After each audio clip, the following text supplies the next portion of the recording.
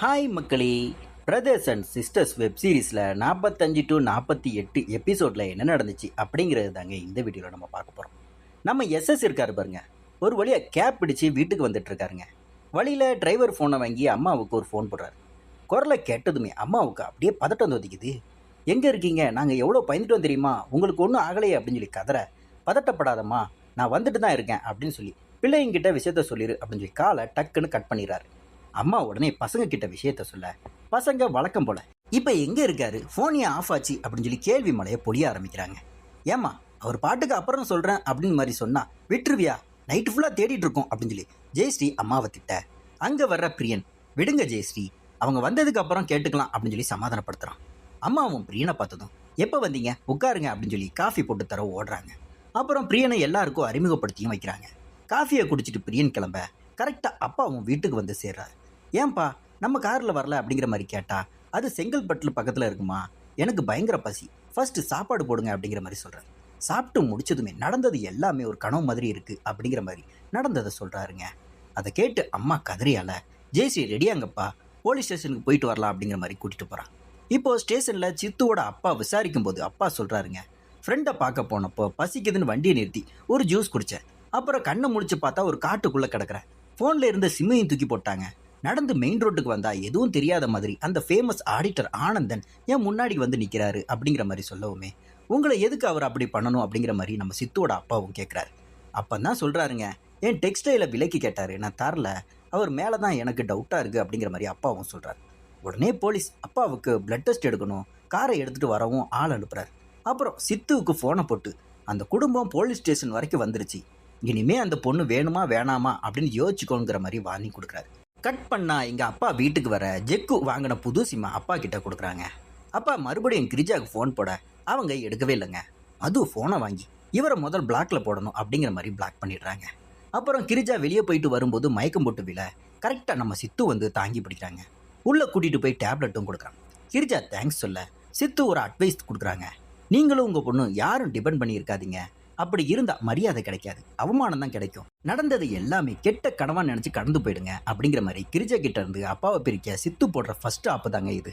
அதுக்கப்புறம் வீட்டில் போலீஸ் வந்து காரை ஒப்படைச்சிட்டு பிளட் ரிப்போர்ட்டையும் கொடுக்குறாங்க. உங்கள் உடம்புல ட்ரக்ஸ் கலந்துருக்கு, கவனமாக இருங்க அப்படின்னு சொல்லிட்டு போகிறாங்க. ஜெக்கு, இதெல்லாம் அந்த ஆடிட்டர் வேலையாக தான் இருக்கும், நம்ம அக்கா கிட்ட போயிடலாம் அப்படிங்கிற மாதிரி சொல்ல, ஜெயஸ்ரீ சட்டப்படி பார்த்துக்கலாம் அப்படிங்கிற மாதிரி சொல்கிறாங்க. திடீர்னு யாருன்னே தெரியாத கொடூரமான ஆளுங்க வந்து மீரா, ஜெயஸ்ரீ, ஹரிணி எல்லாரையுமே கடத்திட்டு போகிறாங்க.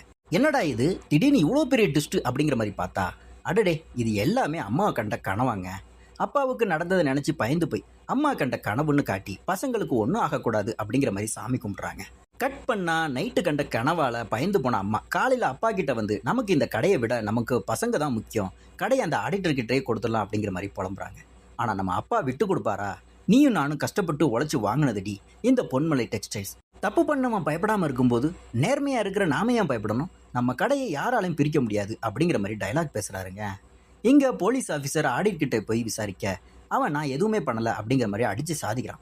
ஆனால் ஆஃபீஸருக்கு ஆடிட்டர் மேலே லைட்டாக டவுட் வந்துருச்சு.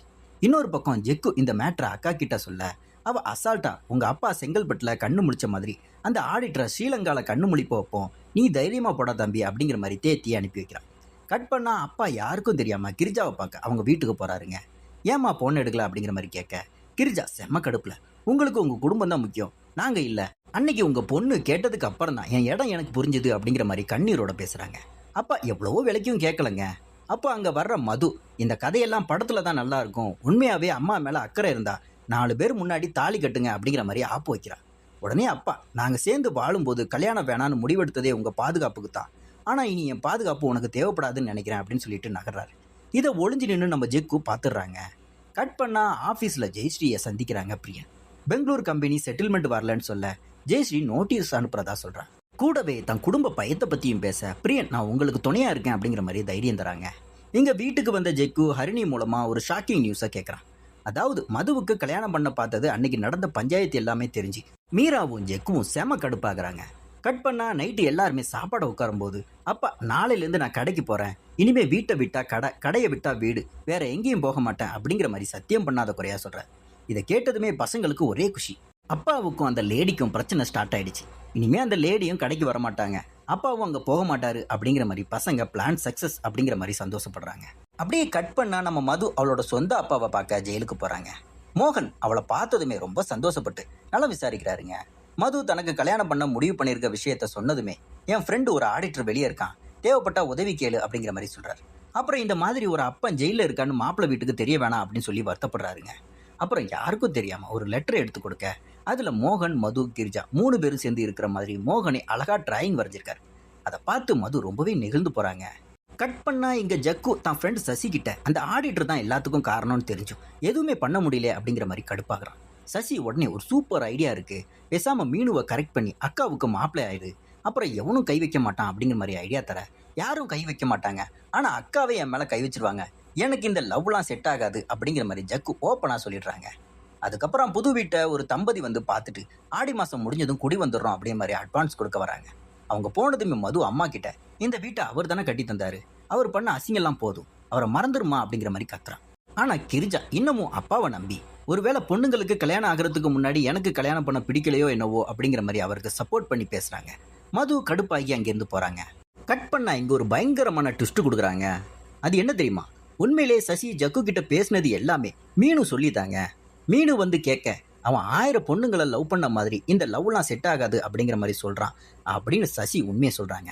மீனு கடுப்பாகி கிளம்ப இதை தூரத்துல இருந்து பார்த்த பெரிய அக்காவோட அடியாளுங்க, அடடே சசியும் மீனும் லவ் பண்றாங்க போல அப்படிங்கிற மாதிரி தப்பா புரிஞ்சுக்கிட்டு சசியை போட்டு வெளுத்து வாங்கிடுறாங்க. அதுக்கப்புறம் கட் பண்ணா அப்பாவும் ஜெயஸ்ரீயும் ஸ்டேஷன் போய் ஆடிட்டர் மேல ஏன் ஆக்ஷன் எடுக்கல அப்படிங்கிற மாதிரி கேட்க போலீஸ் ஆடிட்டர் மேல எஃப்ஐஆர் போட்டா இவர் குடிச்சிட்டு கிடந்தாருன்னு சொல்லி ஈஸியா எஸ்கேப் ஆயிடுவான், இப்போதைக்கு அமைதியா இருங்க அப்படிங்கிற மாதிரி அட்வைஸ் பண்றாரு. அப்புறம் அம்மாவும் ஜெயஸ்ரீயும் சூப்பர் மார்க்கெட் போறாங்க. அங்க அம்மா நம்ம அன்னைக்கு கஷ்டப்பட்டப்ப பிரியன் ஓடி வந்தான் பத்தியா, அவன் உனக்கு கரெக்டா இருப்பான், நான் அப்பா கிட்ட பேசவா அப்படிங்கிற மாதிரி கேட்குறாங்க. ஜெயஸ்ரீயும் இப்போ வீட்டில் இருக்கிற நிலைமைக்கு வேணாமா அப்படிங்கிற மாதிரி தட்டி கழிக்க அம்மா செம கடுப்பாக்கி உனக்கு அப்புறம் வீட்டில் 3 பசங்க இருக்காங்க அப்படிங்கிற மாதிரி சொல்ல நீ எடுக்கிற முடிவு அவங்களையும் பாதிக்கும் அப்படிங்கிற மாதிரி வார்னிங் கொடுத்துட்டு கோவமா கிளம்பி போறாங்க. இதை கேட்ட ஜெயஸ்ரீயும் என்ன பண்றதுன்னு தெரியாம சோகமா நிக்கிறாங்க. கட் பண்ணா நம்ம பாஸ்கரும் பிரியனும் பேசிக்கிட்டு இருக்காங்க. பாஸ்கருக்கு இன்னைக்கு வீட்டில் பொண்ணு பார்க்க போறாங்க போல தெரியுங்க. அதுக்கு முன்னாடி லாஸ்டா ஒரு வாட்டி ஜெயஸ்ரீ கிட்ட பேசி பார்க்கலாம் அப்படின்னு சொல்லி பாஸ்கர் பிரியன் கிட்ட ஜெயஸ்ரீக்கு ஒரு ஃபோன் போடுறா அப்படிங்கிற மாதிரி சொல்றான். பிரியன் ஃபோன் பண்ணா ஜெயஸ்ரீ எடுக்கல, ஒரு வாய்ஸ் நோட்டாவது அனுப்புடா அப்படிங்கிற மாதிரி ஃபோர்ஸ் பண்ண பிரியன் மசியலைங்க. கடைசியில் பாஸ்கரே பிரியன் ஃபோனை பிடுங்கி எனக்கு பொண்ணு பார்க்குறாங்க ஜெயஸ்ரீ, உங்களுக்கு ஓகேனா நம்ம கல்யாணம் பண்ணிக்கலாம், இல்லைனா நான் மூவ் ஆயிடுறேன் அப்படிங்கிற மாதிரி வாய்ஸ் நோட் தட்டி விடுறான். ஜெயஸ்ரீ உடனே தயவு செஞ்சு வீட்டில் பார்க்குற பொண்ணை கல்யாணம் பண்ணிக்கோங்க, எனக்கு விருப்பம் இல்லை அப்படிங்கிற மாதிரி ரிப்ளை தராங்க. இதை பார்த்து பிரியன் விழுந்து விழுந்து சிரிக்க கடுப்பான பாஸ்கர் திமிரு பிடிச்சவடா, இவளை விட கெத்தான பொண்ணை கல்யாணம் பண்ணி காட்டுறேன் அப்படிங்கிற மாதிரி சபதம் போட்டுட்டு கிளம்புறான். கட் பண்ணா இங்க ஆட்டோவில் போற கிரிஜா மெக்கானிக் ஷெட் பக்கத்துல கடை கேஷியரை பார்த்துட்டு வண்டியை நிறுத்துறாங்க. அன்னைக்கு பார்க்கிங்ல வண்டியை காணோம், சாருக்கு ஃபோன் போகல, என்ன ஆச்சு அப்படிங்கிற மாதிரி விசாரிக்க கேஷியர் நடந்த கடத்தல் மேட்டரை எல்லாத்தையுமே சொல்லிடுறாரு. விஷயம் தெரிஞ்ச கிரிஜா ஓடோடி போய் மது கிட்ட அவர் சொன்ன கடத்தல் கதை உண்மைதாண்டி அப்படிங்கிற மாதிரி சொல்ல மது வழக்கம் போல அவர் அந்த கேஷியரை வச்சு பொய் சொல்ல வச்சிருப்பாரோ அப்படிங்கிற மாதிரி சந்தேகப்படுறான். இப்ப கிரிஜாவும் உடனே போனை போட அவர் எடுக்கவே இல்லைங்க. மது போன்ல இருந்து போட்டாலும் எடுக்கவே மாட்டேங்கிறார்.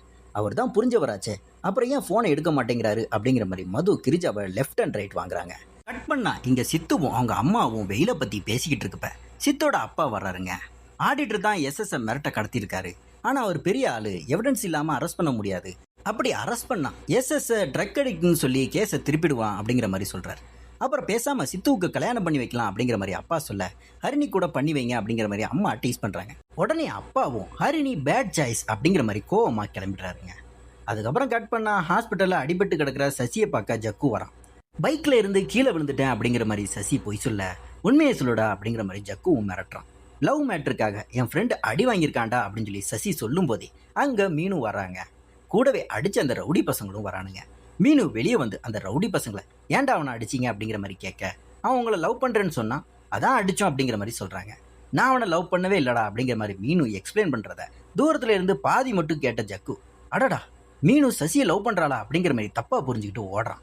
இங்க ஆபீஸ்ல சித்து ஹரிணி கிட்ட எங்க அப்பாவுக்கு உங்க குடும்பத்தை பிடிக்குமான்னு தெரியல, ஒத்துக்கலன்னா நம்ம தனியா போய் கல்யாணம் பண்ணிக்கலாம் அப்படிங்கிற மாதிரி சொல்ல ஹரிணி அதெல்லாம் முடியாது, உங்க அப்பா ஓகே சொல்ற வரை வெயிட் பண்ணுவோம், அந்த கிரிஜாவை எங்க அப்பாவுக்கு பிடிக்காம போனாலே எல்லா ப்ராப்ளமும் சால்வ் ஆயிடும் அப்படிங்கிற மாதிரி சொல்றான். அதே மாதிரி இங்க நைட்டு கடலை சாப்பிட்டுக்கிட்டே நடந்து வரும்போது ஜெயஸ்ரீ கிட்ட பிரியன் நீங்க மூவ் ஆன் ஆகணும் அப்படிங்கிற மாதிரி அட்வைஸ் பண்ண ஜெயஸ்ரீ நான் மூவ் ஆன் ஆகத்தான் நினைக்கிறேன், ஆனா சுத்தி இருக்கிற விஷயங்கள் மனோஜை ஞாபகப்படுத்து அப்படிங்கிற மாதிரி சொல்றாங்க. அதை தப்பாக புரிஞ்சுக்கிட்ட பிரியன், ஓ நான் தான் ஞாபகப்படுத்துறேனா அப்படிங்கிற மாதிரி தேவையில்லாமல் கடுப்பாகி போகிறாங்க. இன்னொரு பக்கம் கிரிஜா நேராக எஸ்எஸ் கடைக்கு போய் சாரை பார்க்கணும் அப்படிங்கிற மாதிரி கேட்க, மீரா மேலே போய் அப்பா கிட்ட சொல்கிறான். ஆனால் எஸ்எஸ் நான் வேலையாக இருக்கேன் அப்புறம் வர சொல்லு அப்படிங்கிற மாதிரி அனுப்பி வைக்கிறார். அப்செட்டாக வீட்டுக்கு வந்த கிரிஜா மதுவோட ரூமுக்குள்ளே போகிறப்ப அங்கே ஜெயிலில் மோகன் வரைஞ்சு கொடுத்த அந்த குடும்ப ஃபோட்டோவை பார்க்குறாங்க. செம கடுப்பான கிரிஜா, அப்பா அப்பான்னு உருகுறியே, அவர் உனக்கு என்னடி பண்ணாரு, வெறும் கஷ்டத்தை தான் தந்தாரு அப்படிங்கிற மாதிரி கத்தி, உனக்கு அப்பா வேணுமா இல்லை நான் வேணுமா, ஒழுங்கா முடிவெடுத்துக்கோ அப்படின்னு சொல்லி அந்த ஃபோட்டோவை கிழிச்சு எரிஞ்சிடுறாங்க. மது அழுதுகிட்டே நிற்கிறதோட இந்த வாரத்துக்கான எபிசோடை இங்கே முடிக்கிறாங்க. அடுத்த வாரம் என்ன நடக்க போகுது அப்படிங்கிற மாதிரி தெரிஞ்சுக்க நம்ம சேனலை சப்ஸ்கிரைப் பண்ணிட்டு பக்கத்தில் இருக்க பெல் ஐக்கானை கிளிக் பண்ணிக்கோங்க. இந்த வீடியோ பிடிச்சிருந்துச்சுன்னா லைக், ஷேர் அண்ட் கமெண்ட் பண்ணுங்கள்.